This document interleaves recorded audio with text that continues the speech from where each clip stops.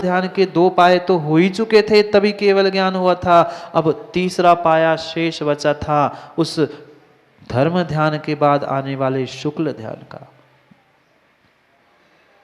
पूरा पूरा वह 13वां गुणस्थान का समय समाप्त हुआ, और जो अभी तक योग शेष बचा था, उस योगों का भी उन्होंने ध्यान में वह तीसरे शुक्ल ध्यान जैसा ही प्रारंभ किया, उन्होंने चंद क्षण में उस योगों का निरोध कर लिया। वही स्थान था जहां उस तालाब के मध्य में उन्होंने अपने योगों को निरोध कर दिया। निरोध का अर्थ होता है रोकना। जो मन वचन काय की जितना वह योग शेष था, मात्र उस एक योग को भी बहिरंग रूप से निरोध कर लिया। अब विहार नहीं, अब उपदेश नहीं, अब किसी को कुछ कहना नहीं, मात्र और मात्र स्वयं की रक्षा के लिए, व्रतों की रक्षा के लिए आत्मा में लीनता को प्रारंभ कर लिया। वह तभी हुआ था माजा अपने आप पर विश्वास था। जिसको अपने आप पर विश्वास नहीं है, वह कभी इंसान, श्रावक, सदगृहस्थ और भगवान भी नहीं बन सकता। नहीं बन सकता। अभी तक तो दूसरे के लिए सब कुछ काम करते रहे, सब कुछ दूसरों को समझा दिया, उपदेश दिया, विहार करते करते जगह जगह पे समोषण लगे, सब जीवों के कल्याण के लिए कई कई उपदेश प्रदान किए, सबको सबकी रक्षा की। अब व्यवहार का काम हो चुका था। अब अंतिम लक्ष्य निश्चय से अपने आत्मा की, अपने व्रतों की, अपने आप की रक्षा करने का समय था।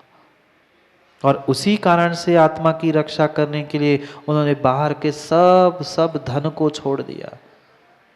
धन ही छोड़ा, आज धन छोड़ा, और उन्होंने छोड़ा ये ग्रहण करते हैं। हाँ क्या करें, ऐसी आदत है, तुम छोड़त जाओ, हम ले जा रहे हैं।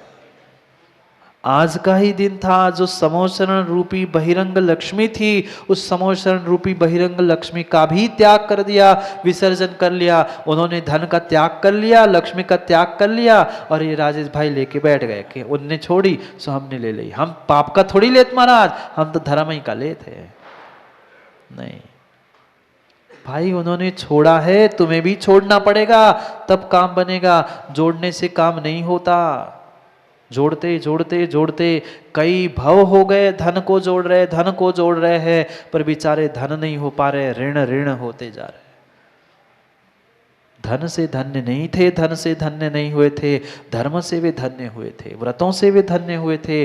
वह केवल ज्ञान लक्ष्मी पहले भीतर प्रकट हुई थी, तब बहिरंग में वह समोषण लक्ष्मी प्रकट थी। पर आज कितना बड़ा नियोग कि वह आज के दिन उन्होंने वह समोषण का त्याग कर लिया, उपदेश देने का त्याग कर लिया, सब बहिरंग क्रियाओं का, योगों का निरोध करके वह अंतिम अंतिम वह शुक्ल ध्यान के तीसरे पाए में पहुंच गए। सूक्ष्म, वही तो समस्या है। देखा सेखी मात्र एक दूसरे की रीति रिवाजों को हम करते आए हैं। वह बुजुर्गों को तक बहुत सारों को पता नहीं है ये कौन से धन की तेरस है। ये पुद्गल के धन की नहीं, व्रत रूपी, केवल ज्ञान रूपी धन की पूजा करनी थी, उसको प्राप्त किया था, उसकी रक्षा करनी थी। वह धन जोड़ते जोड़ते जोड़ते जोड़ते बेचारे आत्र रौद्र ध्यान में तो चले गए, पर भीतर के व्रतों की, भीतर के ज्ञान की और आत्मा की रक्षा बेचारे नहीं कर पाए।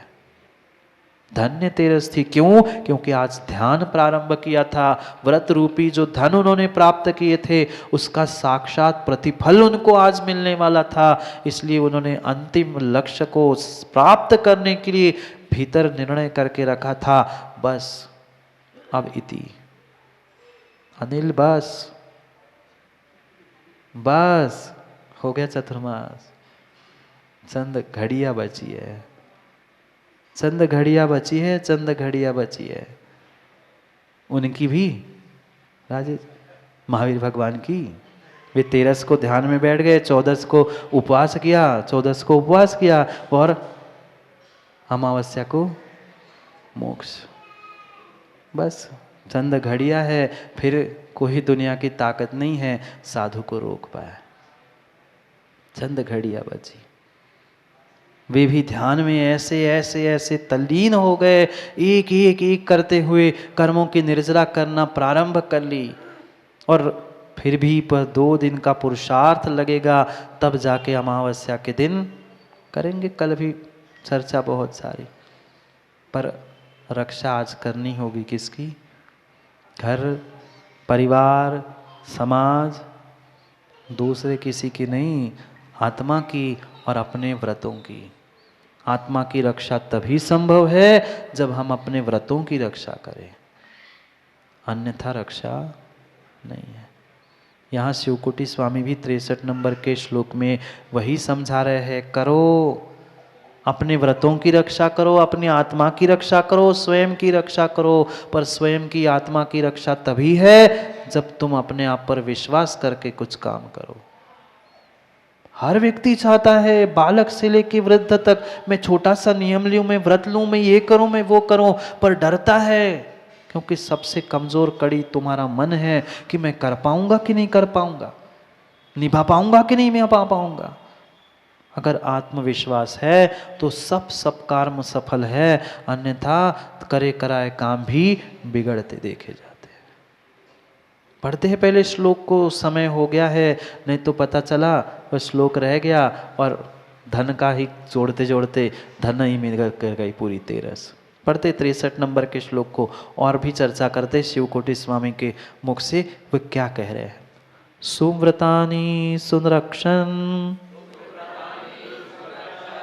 नित्यादि महमुद्धरेत् सागरः पूज्यते देवैर् मान्यते च महात्मभिः।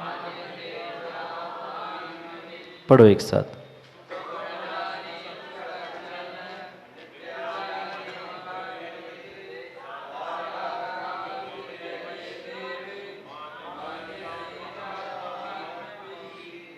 सुव्रतानि, सुसंरक्षण, 2 बार सुप्रत्यय लगाते कह रहे हैं, मात्र व्रतानि संरक्षण नहीं कहा, सुव्रतानि संरक्षण।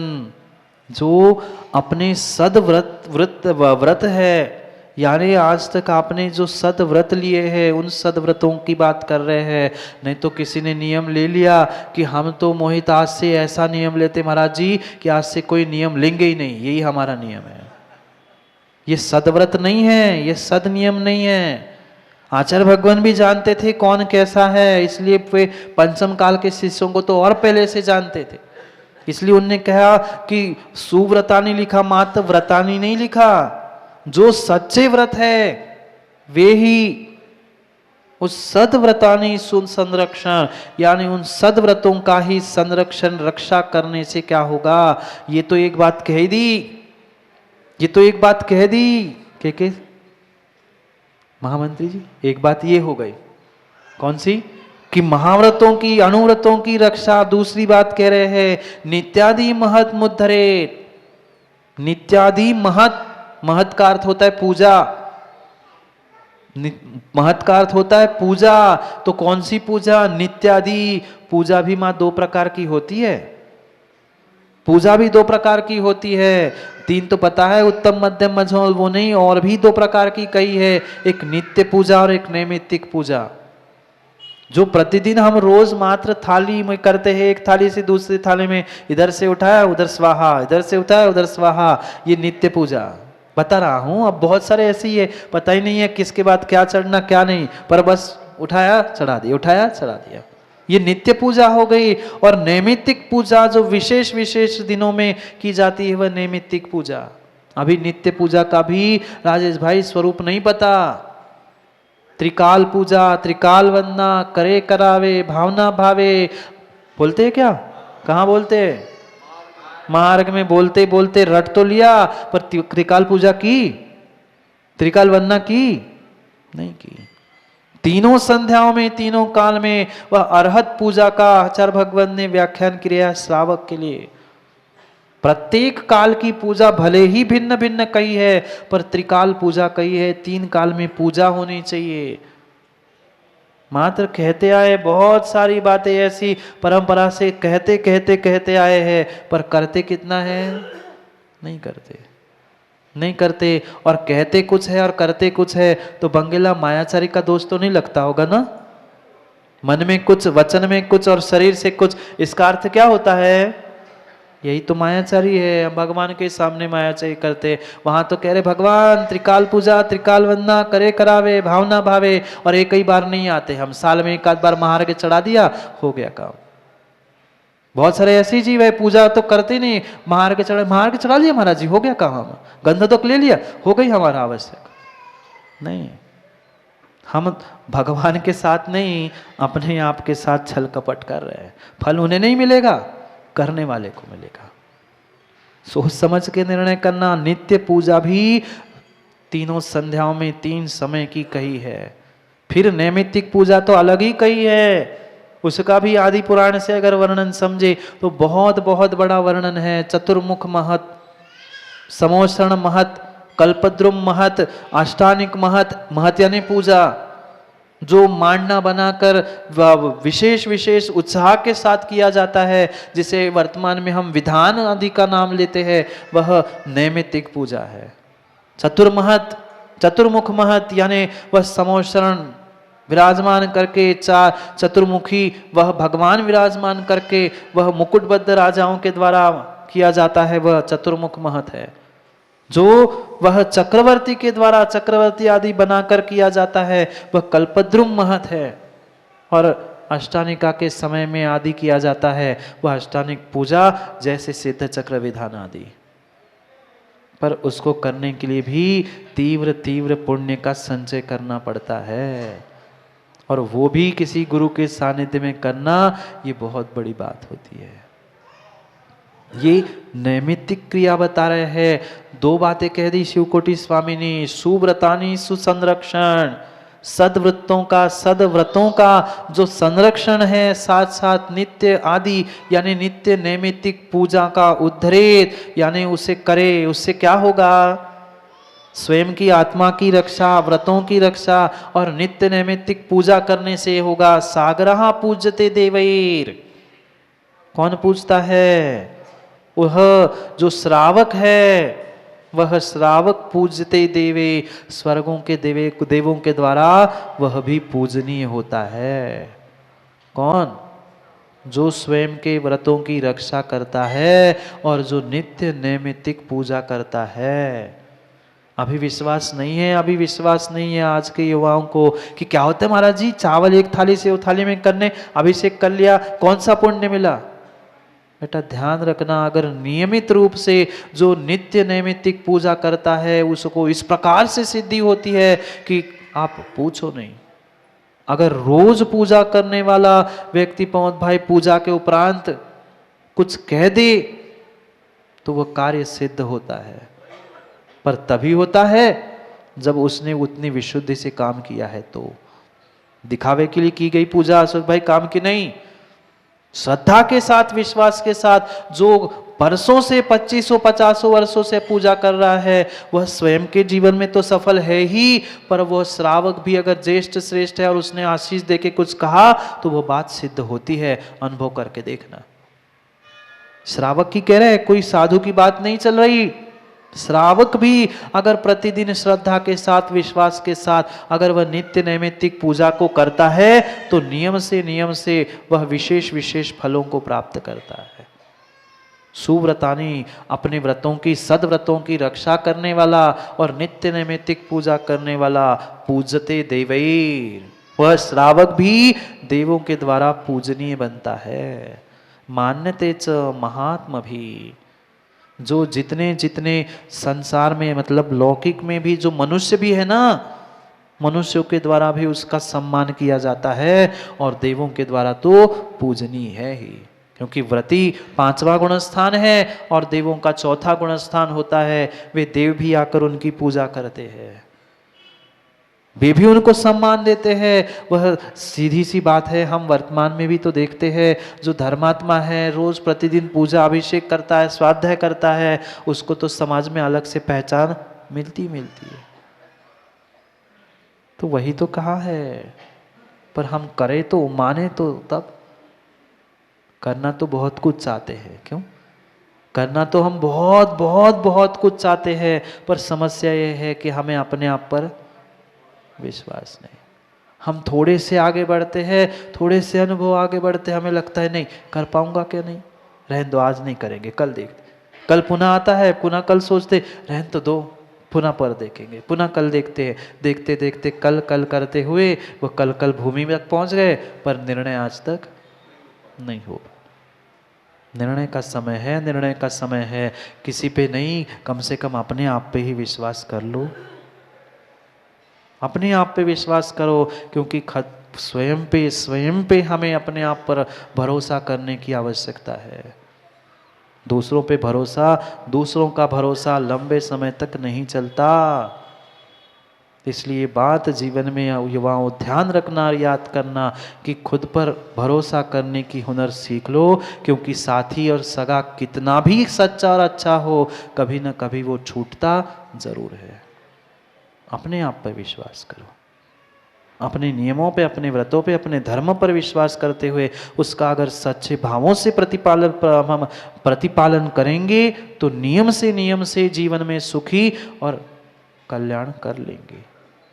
नहीं तो कुछ नहीं है। समय हो गया, समय हो गया सुमन जी, घड़ी का भी और हमारा भी। सप्लीमेंट्री उन्हीं को मिलती है जो समय पर समय का काम करना जानता है। जिसने समय पे समय के काम करना नहीं जाना है, नहीं सीखा है, जिसको पढ़ लिखने में आ नहीं रहा है, कॉपी भली मिली, समय भला मिला, वह 3 घंटे के समय में बेचारा नहीं लिख पाया, तो बाद में सप्लीमेंट्री देने से क्या मतलब है? सप्लीमेंट्री का उपयोग वही कर सकता है जिसको पहले समय कम पड़ रहा है। जिसको समय ही नहीं कम पड़ रहा, वो तो सोच रहा है कि कब समय पूरा हो और कब प्रवचन बंद हो और कब हम घर भागे। उसको सप्लीमेंट्री देने से क्या मतलब? सप्लीमेंट्री उसे दी जाती है श्रेयांश भाई जिसको आवश्यकता होती है। जिसको आवश्यकता ही नहीं होती उससे सप्लीमेंट्री क्या काम की? इसलिए समय को समय पे समझे, जितना मिला था वो ही समझ ले और सुधार ले तो बहुत कुछ हो सकता है। करेंगे अभी, कल दिवाली है, नहीं आएंगे ना कोई? लड्डू खाने हैं, पहले भगवान को चढ़ाना और फिर खाना, नहीं तो खाते ही बैठ जाओगे। करेंगे समय को समय पर समझने का कल पुनः पुरुषार्थ, और मनाएंगे वर्धमान स्वामी के मोक्ष कल्याणक के साथ साथ चतुर्मास के निष्ठापन को भी करेंगे। कल और भी चर्चा, समय आज का पूर्ण हुआ। कल पुनः समय पर समय की बात के लिए समय पे मिलते हैं, क्योंकि समय पे किया गया काम समय को दिलाता है। बोली भगवान महावीर स्वामी की।